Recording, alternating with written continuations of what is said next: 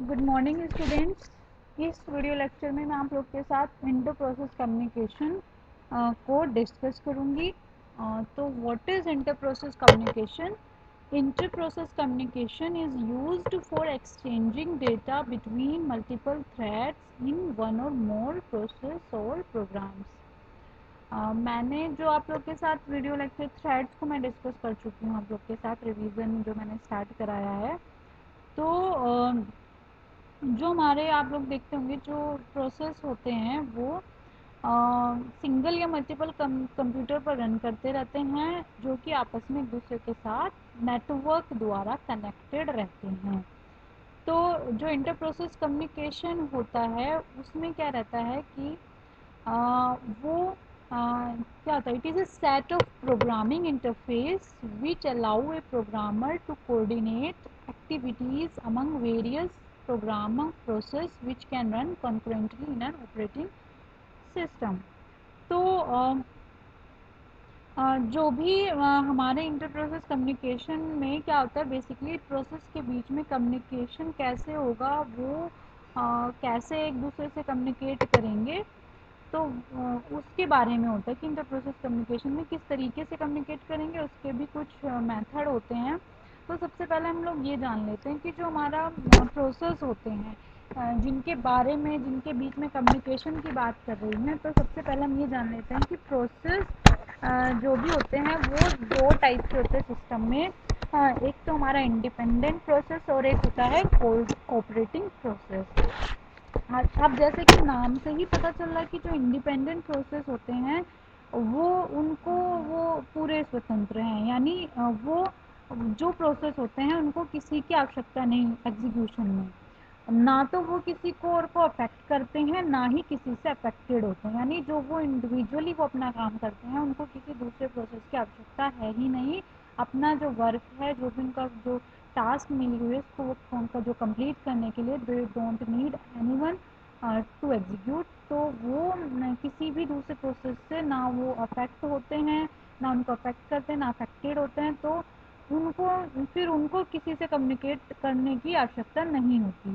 But जो हमारे और ना ही जो ये प्रोसेस होते हैं वो किसी से अपना डेटा और जो भी रिसोर्सेज हैं उनको शेयर करेंगे ही नहीं, तो उनके बीच में तो कम्युनिकेशन की कोई बात ही नहीं होगी। बट जो हमारे कोऑपरेटिंग प्रोसेस होते हैं, कोऑपरेटिंग प्रोसेस वो होते हैं जो खुद भी अफेक्ट होते हैं दूसरे प्रोसेस से और दूसरों को भी अफेक्ट करते हैं, और ये एक दूसरे से डेटा और जितने भी रिसोर्सेज होते हैं वो शेयर करते हैं। अब जो कोऑपरेटिंग प्रोसेस क्यों हुआ भाई, क्या ज़रूरत हुई? इंडिपेंडेंट प्रोसेस सफिशिएंट ही था, जब खुद से ही एग्जीक्यूट हो रहा है उसको आवश्यकता ही नहीं है तो क्यों एक हेडेक लेना। तो why there is a need of cooperating process. तो कोऑपरेटिंग प्रोसेस का जो रीज़न है वो ये है कि बहुत सारे प्रोसेस क्या रहते हैं, सेम प्रकार की जो इंफॉर्मेशन होती है, जो सेम टाइप की इंफॉर्मेशन होती है उसको उसमें ही इंटरेस्टेड रहते हैं। तो इनके बीच में क्या होता है कि इन्फॉर्मेशन शेयरिंग अलाउ हो जाती है। तो वो क्या होता है, इन्फॉर्मेशन एक दूसरे से शेयर कर लेते हैं। तो भाई अगर सेम ही टाइप का डेटा बहुत सारे इन प्रोसेस को चाहिए तो सबको इंडिविजुअली क्यों वो प्रोवाइड करना, जिसमें वो इजीली वो शेयर कर सकते हैं। तो वो एक ये रीज़न है मेन की कोऑपरेटिंग प्रोसेस इसलिए ज़रूरी है क्योंकि वो जो काफ़ी इन्फॉर्मेशन होती है वो एक दूसरे से शेयर करके अपना एग्जीक्यूशन कर लेते हैं। दूसरा, जो डेटा शेयर करने से जो कंप्यूटेशन स्पीड होती है वो उनकी बढ़ जाती है। तो जो कोऑपरेटिंग प्रोसेस होते हैं फिर कन्वीनियंस के लिए, मॉड्यूलरिटी के लिए, इन सब के लिए जो हमारा इंटर प्रोसेस जो कोऑपरेटिंग प्रोसेस है वो आवश्यक है। तो जो कोऑपरेटिंग प्रोसेस आप लोग, तो इसीलिए जो कोऑपरेटिंग प्रोसेस है उसको किसकी ज़रूरत पड़ती है, उसको इंटर प्रोसेस कम्युनिकेशन की ज़रूरत पड़ती है। यानी जो प्रोसेसेस होते हैं वो एक दूसरे से कम्युनिकेट करें, उनको नीड है कि जो उसके प्रोसेस हैं वो आपस में एक दूसरे से कम्युनिकेट करें। तो आईपीसी यानी इंटर प्रोसेस कम्युनिकेशन दो टाइप से हो सकता है जो हमारे सिलेबस में है, shared memory and message passing के थ्रू। तो सबसे पहले हम लोग डिस्कस कर लेते हैं जो हमारी होती है, देखिए message passing and shared memory. जो फर्स्ट जो फिगर है, ए फिगर, वो है हमारी message passing and the second figure is हमारी शेयर्ड मेमोरी। तो जो शेयर्ड मेमोरी मॉडल में जो आप लोग फिगर में देख रहे हैं, तो एक मेमोरी का एक रीजन, एक एरिया इस्टेब्लिश कर लिया जाता है जिसको कोऑपरेटिंग प्रोसेस शेयर करते हैं। उसके बाद जो प्रोसेस क्या करते हैं, जो शेयर्ड मेमोरी जो भी रीजन बनाया गया है उसमें इंफॉर्मेशन को रीड करते हैं, राइट करके एक्सचेंज करते हैं। मतलब अगर उनको they want to exchange information with each other, तो वो क्या करते हैं, वो रीड और राइट करके इंफॉर्मेशन को एक दूसरे से एक्सचेंज करते हैं। तो जो भी जैसे प्रोसेस ए को कुछ भी अपना डेटा पास करना है तो प्रोसेस बी, तो वो क्या करेगा, इसमें राइट कर देगा और प्रोसेस बी वहाँ से रीड कर लेगा। और अगर प्रोसेस बी को कुछ डेटा पास करना है तो प्रोसेस बी यहाँ पे राइट कर देगा और प्रोसेस ए क्या करेगा, वो उसमें से रीड कर लेगा।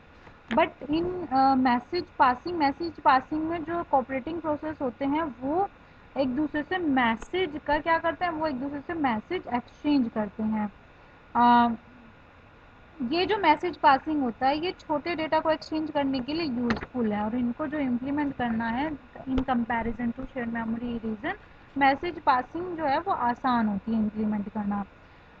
बट जो शेयर्ड मेमोरी होती है वो क्या होती है, वो फास्ट होती है, क्योंकि उसमें वो एक लिखता रहता है और दूसरा रीड करता रहता है, दूसरा राइट करता रहता है।